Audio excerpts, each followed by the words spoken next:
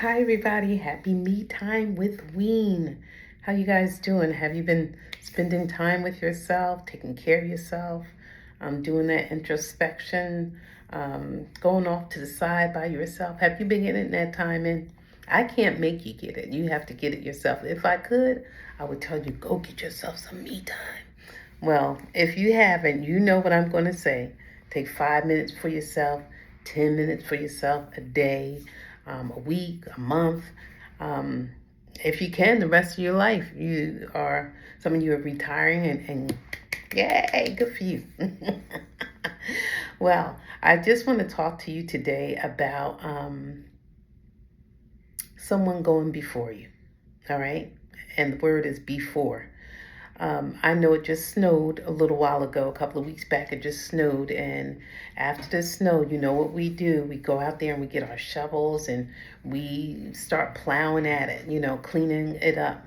But sometimes we go out a little bit too early when it's time to shovel that snow. And if we go out too early, then there's more work to be done. If it's still snowing and you're shoveling and the snow is coming down, maybe you're going to have to do some work after that. But I'm especially talking about those that are going out to shovel by themselves.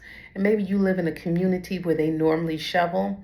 Well, if you don't wait for them to shovel, you're doing a lot of work that you don't need to do, right? If they go out before you, you don't have to work as hard, right? They do the hard work for you, and maybe you have to do a little dusting or cleaning up. That's if you live in a community. If you don't, well, yeah, you better get out there and start shoveling. Okay, so you want someone to go out before you when there's a lot of work to be done. And that person going before you, it can save you a lot of trouble. I remember years ago, I went on a retreat, and there was a store on the premises, and I love pickles. So I went down to the store to get a pickle. And once I got down there, the gentleman that was taking care of the store, I'll never remember. I remember his name. His name was Reverend Luke Davis. He was such a beautiful gentleman. He's no longer with us here on the earth, but he was so beautiful. And so when I got in the store, I said, wow, I'm coming here for a pickle. He said, get whatever you want. Everything is already paid for. And I just laughed at him. And then I went and got my pickle and maybe something else. And so I went to pay for it. He said, I told you. He said it's already paid for. And I laughed, right? And I went to pay him. And then he got a little more stern. He said, I told you it's already paid for. Looked at me. I'm like, oh. So I took my little bag, my pickle, and I left the store, but I wasn't contented, right? I was like, how is this already paid for? I mean, who paid for it? What is he talking about? It's already paid for. You know how they said you can't see the forest for the trees? Don't look a gift horse in the mouth. That's the better one, right? Don't look a gift horse in the mouth. Well, I was all in the mouth. I mean, I was in his mouth. I'm like, whoa, who did it? Who gave me the money? How did it happen? Well, later on, I was sharing it with my brother, and come to find out he had gone down before me and he had paid for it, right? I don't know how he left the money, what kind of arrangement he made, but it was already taken care of because he went before.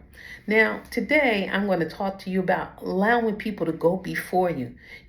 Sometimes we always want to be first, the first. Well, sometimes it's good just to be second. A lot of times our children, if you had younger children and they're walking ahead of you, then they see something that frightens them immediately. What do? They retreat. They go behind you, right? And then you go in front of them because you're bigger than them, you're wiser than them, hopefully you're wiser, you have more skill than them, right? You can protect them. And so they trust you enough to get behind you. Well, guess what? God wants us to be the same way. He wants us to trust him enough to get behind him, to let him go out first. Let him deal with all the hard stuff first, right? And then we come up behind him, and then our work would be less because he's going out in front, taking care of everything. Most recently, I watched, what's that movie? All the fighting and everything. What is that? I just watched today. Game of Thrones. What is that? Game of Thrones. My daughter's in the background talking. Oh, Game of Thrones, right? And each time I noticed, each time there was a war, the kings always go out first. Isn't that cool? The leaders always go out first, as if to say, I'm going to protect you. I'm going to show you how it's done. I'm going to make things easier for you.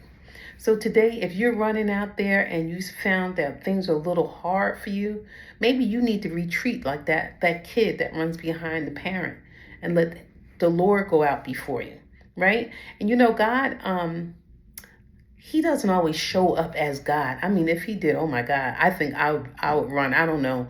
I go to the bathroom myself. I don't know. So he won't show up like that, but he'll show up in the form of people. It could be a spouse, it can be a brother, it can be a police officer, it could be anyone. But when you are facing trouble, let the person go out before you, okay? Or maybe just a snow plow person. Don't try to run in front of the snow plow, or the man that's, they drop the salt trucks and the salt comes down on the ground. A lot of times we try to speed around the salt truck. Don't go around the salt truck. Get behind him because he's preparing the way for you. He's preparing the road for you to make things easier for you, okay? You don't have to do all the hard work. Get behind there. Trust God. All right? That's my me time for today. Love you guys. All right, be safe and get that me time in, okay? Love you. Bye.